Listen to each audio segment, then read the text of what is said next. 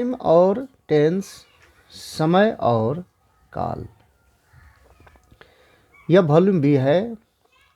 आपने पीछे के वॉल्यूम ए में देखा कि टाइम का संबंध यूनिवर्स से होता है और टेंस का संबंध वर्ब से होता है, क्रिया से। समय का संबंध संसार से और टेंस अर्थात काल का संबंध क्रिया से, वर्ब से।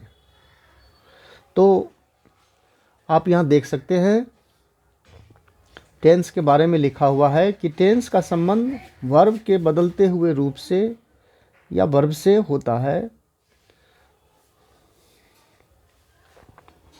और इसकी परिभाषा है वर्ब के बदलते हुए रूप से कार्य के समय के बारे में पता चलता है, जिसे टेंस कहते हैं।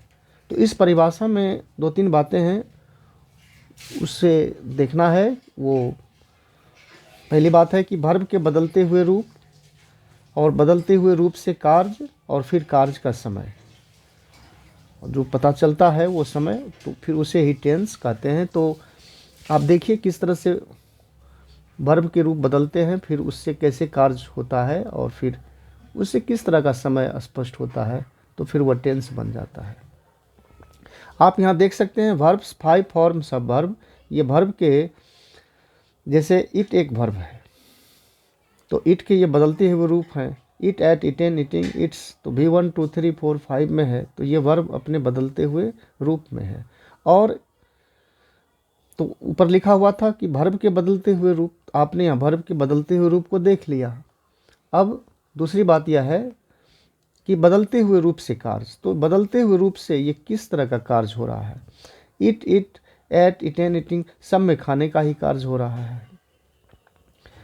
तो अब फिर यह पता लगाना है कि उस कार्य का समय क्या है।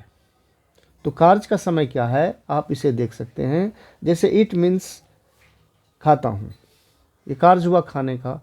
तो खाता हूँ, जो कार्य का जो समय है वो एक वर्तमान समय निकलता है, प्रेजेंट टाइम निकलता है, वर्तमान समय। तो इसे इसलिए वर्ब 1 को प्रेजेंट टेंस कहते हैं कि बदलते हुए रूप से कार्य के समय के बारे में पता चलता है। तो वर्ब के कार्य के जो समय है, किस समय के बारे में पता चला, प्रेजेंट वर्तमान समय के बारे में, तो इसलिए यह टेंस हुआ, जिसे टेंस कहते हैं। तो फिर यही टेंस होगा। अब जैसे एट वर्ब 2 है, एट खाता था, तो कार्य हुआ खाने का और कार्य का समय क्या है, खाता था। ये बीते समय का पता चलता है, तो इसलिए यह पास्ट टेंस हुआ। V2 से पास्ट टेंस का पता चला। इटेन खा चुका, खा चुका से किसी भी टेंस का पता नहीं चलता है। क्यों? क्योंकि ये बीच में ही है। अगर इसमें खा चुका में जैसे है यहाँ लगा रहे, तो खा चुका है, तो प्रेजेंट वर्तमान का पता चलता समय का। खा चुका था तो पास्ट का, या खा चुका होगा तो पता चल जाता कि जो कार्य का समय है वर्तमान भूत भविष्यत में है था गा लगे रहने से। परंतु ऐसा इसमें कुछ नहीं है। आप इसमें देख सकते हैं, इसमें हूँ लगा हुआ है, इसमें था, लेकिन इसमें न हूँ है, न था है, न गा है। तो इसलिए वर्ब 3 से किसी भी टेंस का पता नहीं चलता है, कोई कार्य का समय स्पष्ट नहीं होता। तो जब कार्य का समय स्पष्ट ही नहीं हुआ, तो फिर किसी तरह का टेंस निर्मित नहीं किया। इसलिए वर्ब 3 पे टेंस का चार्ज नहीं है। और जो बातें वर्ब 3 के साथ है, वही बातें वर्ब 4 के साथ भी लागू हो रहा है। जैसे ईटिंग मीन्स खा रहा, तो कार्य तो समझ गए, वो तो ठीक है, खाने का कार्य हुआ, लेकिन कार्य का समय क्या है। तो कार्य का समय, किसी समय का पता नहीं चल रहा है। तो अगर कार्य के समय के पता नहीं चल रहा है तो टेंस भी नहीं होगा। और इसमें यह लिखा हुआ है कि कार्य के समय के बारे में पता चलता है, जिसे टेंस कहते हैं। इन दोनों वर्ब से कार्य के समय के बारे में पता चलता है, लेकिन इन दोनों वर्ब से कार्य के समय के बारे में पता नहीं चलता है कि किस समय में यह कार्य हुआ। अब खा रहा, तो क्या खा रहा, खा रहा है, कि खा रहा था, कि खा रहा होगा, ऐसी तो कोई बात नहीं है, बीच में ही है, तो किसी समय का स्पष्टीकरण नहीं है, इसलिए इस दोनों पे टेंस का चार्ज नहीं है। अब रहा V5 इट्स, इट्स मीन्स खाता है, तो कार्य खाने का है और इसका समय क्या है, खाता है, खाने का समय वर्तमान में है, तो इसलिए यह जो है वर्तमान समय का पता चला वर्ब 5 से, तो इसलिए यह प्रेजेंट टेंस हो गया। तो इस तरह से वर्ब 1 और वर्ब 5 से वर्तमान समय का, कार्य के वर्तमान समय का पता चलता है, तो इसलिए यह प्रेजेंट टेंस है। और V2 से कार्य का जो समय है वह बीते समय का पता चलता है, इसलिए यह पास्ट टेंस हो जाता है। वर्ब 3 वर्ब 4 से किसी भी कार्य के किसी भी तरह के समय का पता नहीं चलता है, इसलिए इस पर टेंस का चार्ज नहीं होता है। और आप ऊपर देख सकते हैं इन सभी वर्बों का नामकरण दिया हुआ है, आप इन्हें पढ़िए, इन सबों के बारे में आगे बताया गया है। अब फिर आगे देखिए, आपने ऊपर देखा कि वर्ब के बदलते हुए जो रूप हैं, तो इन बदलते हुए रूप में जो कार्य का समय निकला है, तो कार्य के दो ही समय के बारे में पता चलता है। तो और जब दो ही समय का पता चलता है तो टेंस भी दो ही होता है। यह अभी आप मॉडर्न ग्रामर के अनुसार देख रहे हैं, जिसके अनुसार टेंस के दो भेद होते हैं।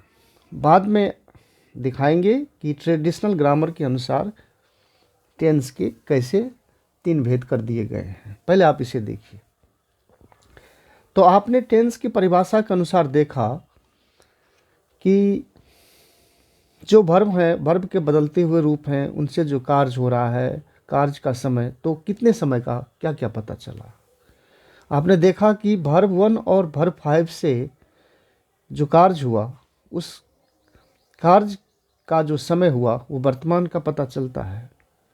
तो वर्तमान का पता चलता है जिसे टेंस कहते हैं, तो ये फिर प्रेजेंट टेंस हो गया। और वर्ब 2 से बीता हुआ समय, भूत का पता चला, तो इसलिए यह पास्ट टेंस हो गया।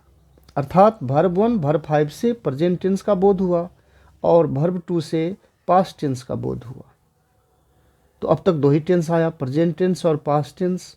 और वर्ब 3 और वर्ब 4 पर कार्य तो हुआ, लेकिन कार्य का समय स्पष्ट नहीं हुआ, किसी समय का पता नहीं चलता है। तो इसलिए जब समय का पता ही नहीं चला तो टेंस ही नहीं बनेगा। तो वर्ब 3 और वर्ब 4 पे किसी टेंस का चार्ज नहीं है। तो वर्ब के बदलते हुए रूप में वर्ब 1 और वर्ब 5 पर प्रेजेंट टेंस का चार्ज है और V2 पे पास्ट टेंस का, 3 4 पे किसी भी टेंस का चार्ज नहीं है। तो इस तरह से दो ही प्रकार के टेंस निकले, प्रेजेंट टेंस और past tense. V1 V5 present tense का प्रतिनिधित्व कर रहा है और V2 पास्ट टेंस का, आप आगे देख सकते हैं। तो लिखा हुआ है कि वर्ब के इस बदलते हुए रूप में शैल विल मौजूद नहीं है। आपने ऊपर देखा V1 2 3 4 5 में कहीं भी शैल विल अपने 5 फॉर्म में नहीं बटे हुए हैं, न उसका स्थान है। कि वर्ब के इस बदलते हुए रूप में शैल विल मौजूद नहीं है।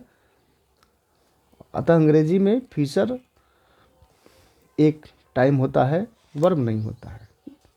यह आरंभिक अंग्रेजी है। तो आप देख सकते हैं लिखा गया है कि बाद में ट्रेडिशनल ग्रामर में शैल विल को फ्यूचर का प्रतीक मान लिया गया और इस आधार से टेंस के 3 भेद कर दिए गए, प्रेजेंट टेंस, पास्ट टेंस और फ्यूचर टेंस। तो इसका अध्ययन आगे होगा। अभी हम 2 टेंस के हिसाब से चलेंगे क्योंकि हमें टाइम समझना है, और यह जब टाइम क्लियर हो जाएगा तब जाकर के फिर टेंस के 3 भेद लिए जाएंगे। तो इस तरह से इस वॉल्यूम की समाप्ति होती है और फिर आगे की पढ़ाई अगले वॉल्यूम में की जाएगी।